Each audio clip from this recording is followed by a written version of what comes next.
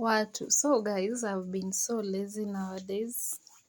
Being that I'm home alone, my son went to a boarding school. Angalieni hizo manguo really. So I wanna clean this room right now.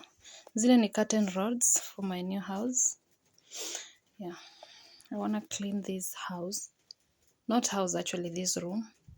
And arrange all these clothes. Back to the room again, my people.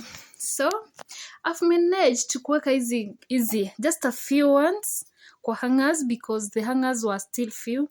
Zingine ziko kwa bags, so nimeweka hizo. Yeah, don't mind about the small bed. Kuna bed kubwa in the store but he doesn't like it, anataka hii. Yes, if he's okay, I'm okay too. To the bags, this one looks neat. Check.